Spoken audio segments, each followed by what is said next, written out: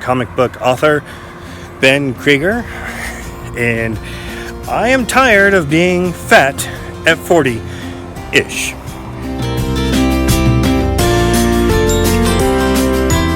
I'm a comic book writer primarily. I write 2 children's books, or all ages books. One's called The Less Than Historical Adventures of Little Lincoln. It is about Abraham Lincoln when he's 10 years old, having adventures with characters from American folklore. There's my pitch. I also write The Magnanimous Inventions of Ben and Mike, a time travel story with starring Ben Franklin and his pal Mike the Gremlin. And perhaps I am best known for a comic book named The Black Suited Death, which I co-write with Ed Ellsworth. It is drawn by Dexter Wee, and you can find all these wonderful books on Facebook, or at least pages dedicated to them. So here I am on a trail in Salem, Oregon. I'll give you a little look around, a 360. So this is a trail that encompasses a wetland preserve, which is really cool during the rainy season in Oregon, from September to July. There is wetlands here. There's lots of flora and fauna.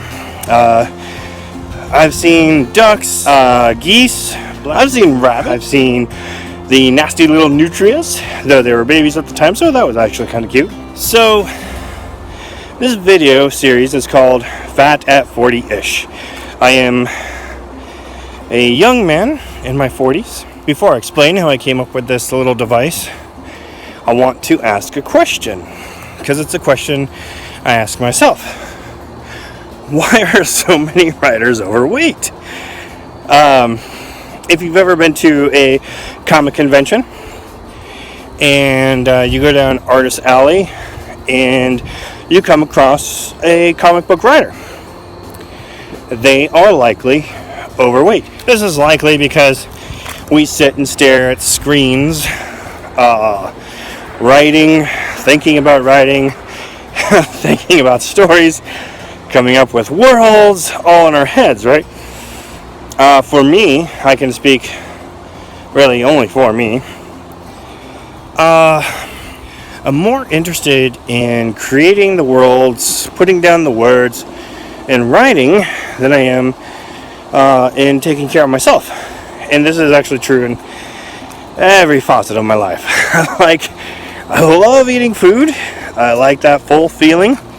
I was a huge Coca-Cola fan. I joke and say I was addicted to Coke, but a cocaine addiction is really nothing to joke about. I just have a sick, dark sense of humor. Coca-Cola, turns out, is also highly addictive. The sugar especially, I suppose. A few years back, my body broke out in a wild rash. It was very strange. They gave me steroids to fight it, because I guess that's common practice. So after I took that medicine, the rash got way worse. Within 24 hours. So my wife said, you should go to the ER. And like any good husband, I followed my wife's advice. Thank the universe I did. Because as it turns out, the steroids exacerbated an existing problem I did not know I had. An existing disease. They call this the diabetes. So I was diagnosed with diabetes. I was told my blood sugar levels, which you can Google all this stuff, because I ain't going to tell you all the specifics, because I don't understand them all. So anyways, my blood sugar was at 500. For some reason I want to say it was 700, but I'm pretty sure I would have been dead at 700. But then again, they said at 500, I should have been in a coma. A literal sugar coma. I wasn't. I felt fine. I felt normal. Which is maybe a little bizarre. Or at least it is, according to what doctors tell me. So all the time while I'm in there, they're saying, you have diabetes, are you fine, are you fine, how do you feel, and kept telling them I'm fine. Well, they ended up rushing me to a bigger hospital, where I had a 5-day stay. They used this time to regulate my sugars. I was pumped full of insulin slowly to bring my numbers back down. Since the diagnosis, my sugar levels have remained pretty high. Didn't know this was going to be a confession. For several years, they averaged 180 to 300. I understand that my lows should be around 80, and I think that's after fasting, sleeping. They call that fasting. For sleeping for those 8 hours, I should wake up, it should be around 80, and my high should be, I want to say 120. I am not a very good student. So this year I started working, and I got a job in manufacturing. That was a fine job. There's nothing wrong with it. I have somewhere around 12 years of manufacturing in my 27 or 8 years of work history.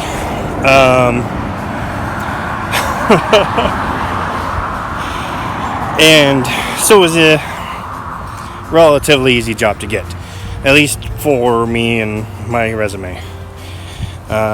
Like I said, I am a writer, so I like to think I wrote a decent resume. Anyways, physically I wasn't very happy there.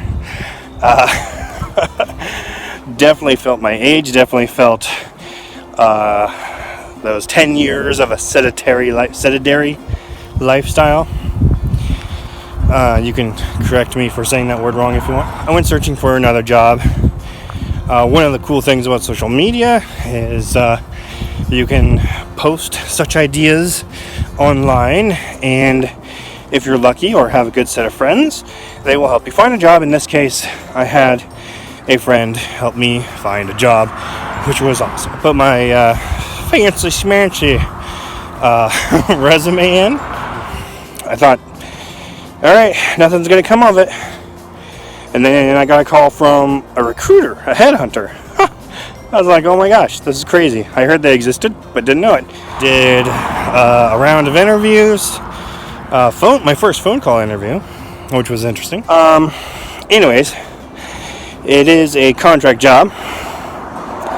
So it's nothing to howl to the moon about, as they say, but it is a job, pays just a tiny bit more than the manufacturing job did, and I get to sit on my ass again, which, for the most part, well, okay, I'll say this, physically it feels good. The job is data entry, so there's some mental tricks that I get to play, some mental puzzles, which is actually quite a relief. And manufacturing, it gets mundane. It gets a little boring if you've got a spasmodic creative mind like mine. So it's nice that at this new data entry job, I'm throwing new projects all the time. One of the big bosses said, or called me, a jack of all trades, which, looking back over the past couple decades, that's probably accurate. I mean, hell, fits my middle name. Okay, so long story shortened, my health sucks. I was diagnosed with diabetes type 2, insulin dependent. Found out I was allergic to metformin, or at least with the long lasting, the short lasting, and the metformin, my fingers blew up like freaking sausages. It was horrible. Since I've been diagnosed with diabetes, I haven't really been able to wear my wedding ring, which is fucking bullshit. Because my fingers, though I'm not taking metformin, we decided that ain't gonna work for me. It's making my fingers sausages. My ring almost got stuck on my hand.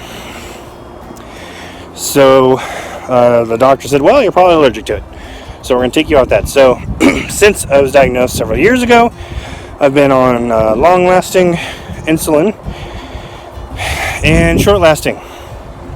There's been a problem, though. One, I don't exercise. Well, I didn't exercise, right?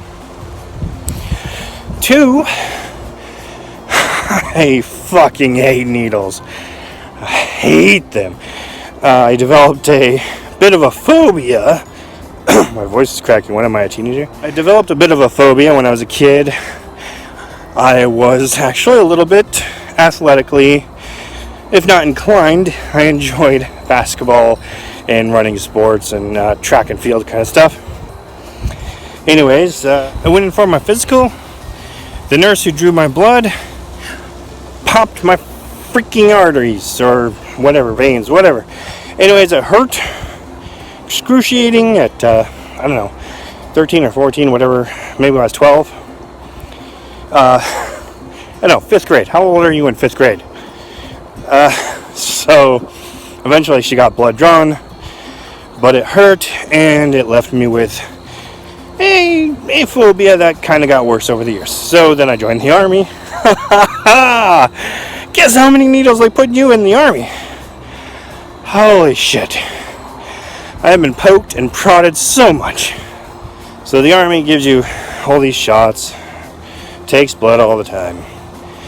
I don't like needles. Long story short, I do that a lot. I am a rambler. There I am. The beginning of this year, 2019. For those of you watching this later,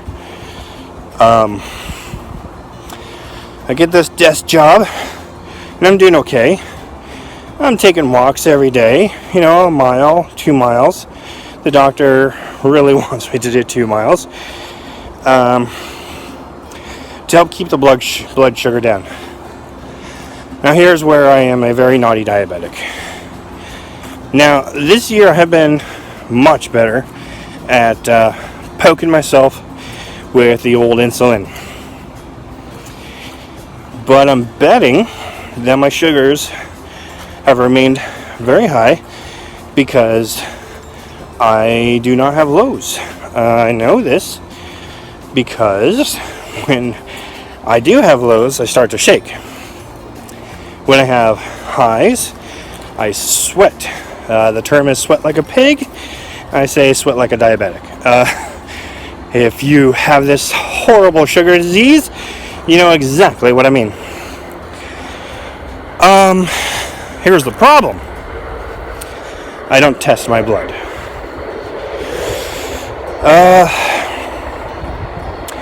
It's really not even the needle. And call me a wuss if you want. I don't fucking care. I'm over 40. What do I care? I don't care about your opinion. The spring-loaded lancet, it pokes you, and that's fine. That actually doesn't really hurt. That doesn't bother me. Which is surprising with my aversion to needles. It's the goddamn punch. Oh, when it punches you. My fingers get bruised. I fucking hate that. You know why I hate that? Because I'm a writer, alright? I type. I use my fingers to type. And a bruised finger... Alright, so I'm a wuss. I can admit that. I don't like it. I've been looking for a lancet that doesn't punch.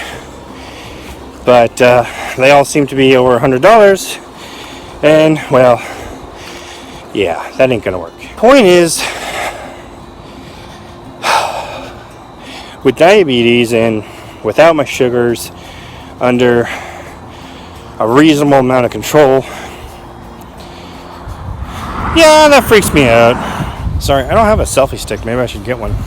Maybe it'd make, if I do something like this again, it'd be easier. Yeah, the goose usually poop all over this lovely path I'm using right now. It's awesome. You gotta dodge poop all the time. I'm kind of glad they're not here right now. Party humor. I don't know.